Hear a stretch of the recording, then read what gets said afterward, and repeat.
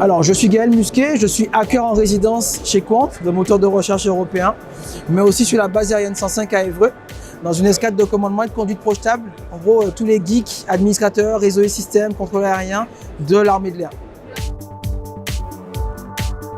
Ces problématiques de sécurité, Tessa les a à cœur depuis la conception de ces voitures. Et ils ont toujours travaillé avec des corps intermédiaires, au-delà des ingénieurs qui conçoivent et des mécaniciens qui réparent et qui assurent la maintenance. Et bien, ils comptent sur ces personnes qui servent d'intermédiaires, un peu de tiers de confiance, de garant, mais que la sécurité du véhicule, tout au long de sa vie, est garantie par des attaques, par des mises à jour, par de l'intégration continue des firmware de la voiture. Avant d'arriver au FIC, j'ai eu une mise à jour de la voiture qui a été émise en 4G par Tesla. Ici, au-delà de la prise de contrôle du véhicule qui peut sembler être une vulnérabilité, mais on sait transformer ça en opportunité, il faut qu'on apprenne aussi aux développeurs, aux hackers, aux pentesters, comment on se connecte déjà à une voiture. C'est quoi une voiture? Donc, on a des moteurs à explosion, des moteurs thermiques. On a une évolution de la motorisation sur des moteurs hybrides qui sont accouplés avec des moteurs électriques et des motorisations électriques pures, ce qui est le cas de la Tesla. Et en fait, ce que je constate depuis les 4 années quand je suis dans le milieu automobile, c'est que les gens ont peur de hacker les voitures parce que c'est dangereux. On a peur de hacker sa voiture parce qu'on a peur déjà de l'abîmer. On a peur qu'elle se comporte mal sur les routes, évidemment qu'on ait un accident. Et évidemment, c'est un outil de travail. On transporte ses enfants, sa compagne, son compagnon. Et donc, il y a un frein aujourd'hui à la sécurité, à l'attaque des véhicules.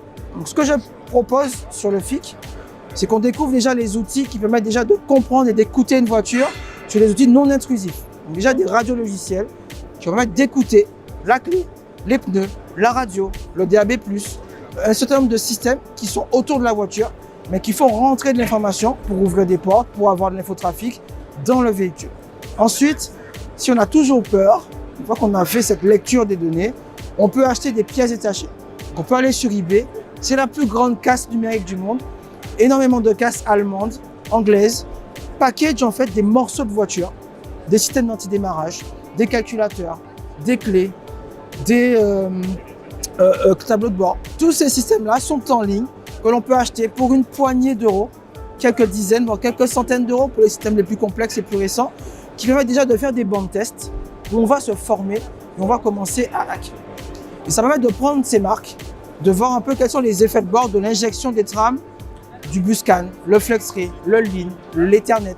Voir comment ces sous-systèmes pneumatiques, ces sous-systèmes électroniques réagissent aux sollicitations d'un logiciel. Et enfin, on peut travailler sur du logiciel. Donc, j'ai un ouvrage avec moi qui s'appelle le Car Hacker Handbook, qui est libre, que l'on peut télécharger, qui a été écrit par Craig Smith, qui vise à créer ce qu'on appelle des VRL, pour Vehicle Research Lab, qui sont un peu des hackerspace dédiés aux voitures. Une voiture, c'est dangereux. Il y a des pièces qui tournent, il y a des pièces coupantes, il y a des pièces qui sont lourdes, il y a des pièces chaudes, il y a des hautes tensions, des fortes intensités. Bref, on a toutes les raisons du monde de mourir en touchant à une voiture de la mauvaise manière.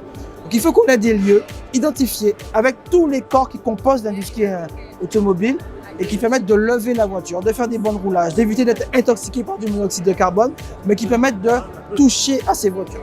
Et c'est un peu ma frustration FIC. J'ai pas de camarades de jeu. On parle beaucoup de la voiture, on parle beaucoup de la voiture autonome, beaucoup de fantasmes autour du véhicule autonome, mais on est très peu en fait au final à toucher à ces voitures, à montrer comment on touche ces voitures. En fait, j'ai fait une conférence là-dessus en 2015, ça date, 4 ans. Ce que j'ai proposé historiquement aux constructeurs, équipementiers, et il y en a qui ont répondu présent, Tesla, Toyota, Ford, BMW, Volkswagen. Quand vous sortez un véhicule, vous l'envoyez à M6 et vous l'envoyez à TF1 en pool presse pour que tout le monde fasse les louanges de votre nouveau véhicule.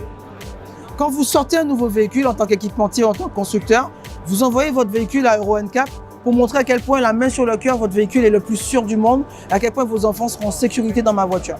Eh bien, il faut avoir la même démarche. Il faut qu'on ait un test Euro NCAP numérique dans les véhicules.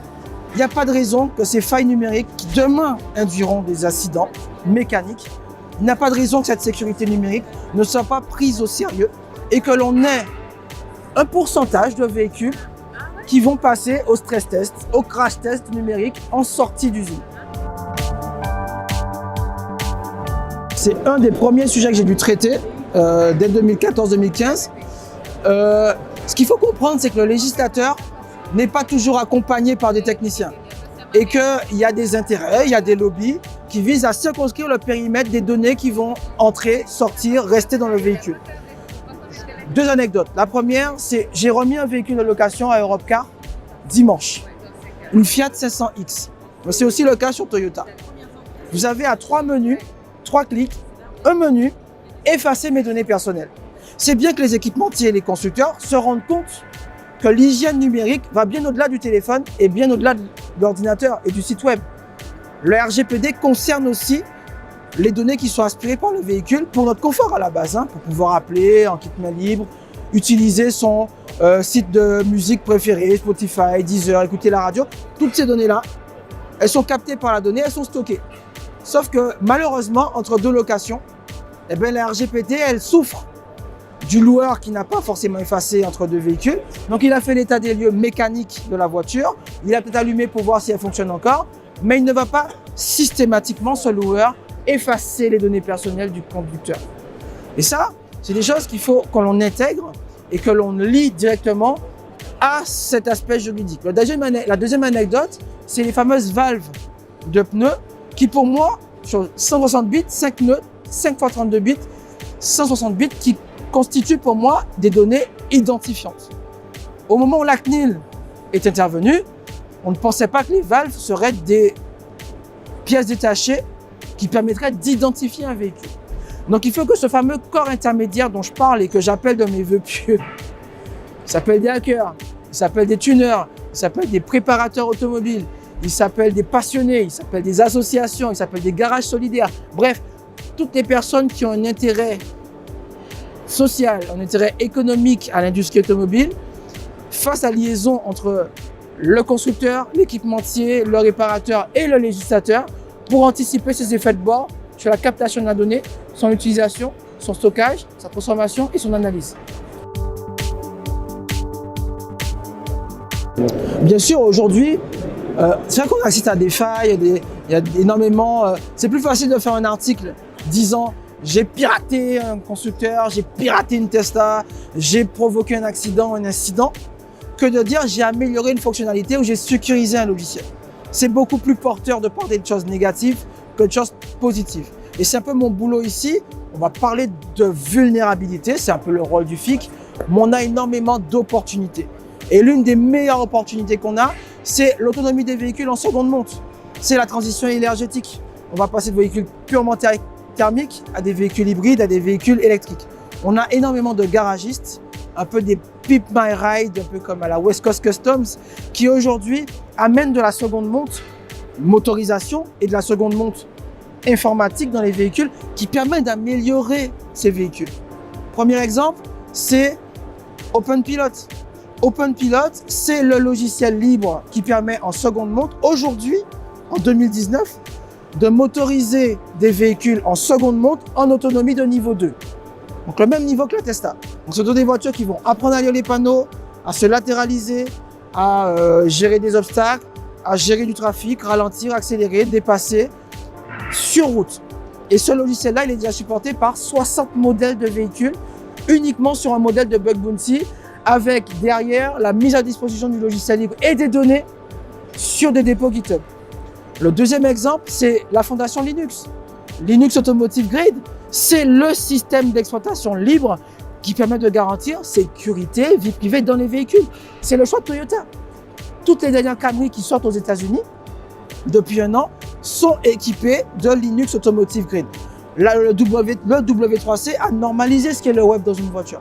Donc, on n'a aucune raison aujourd'hui de continuer à commettre les erreurs qu'on a commises dans l'industrie du web, sur les navigateurs. On a dû punir a posteriori dans l'industrie mobile.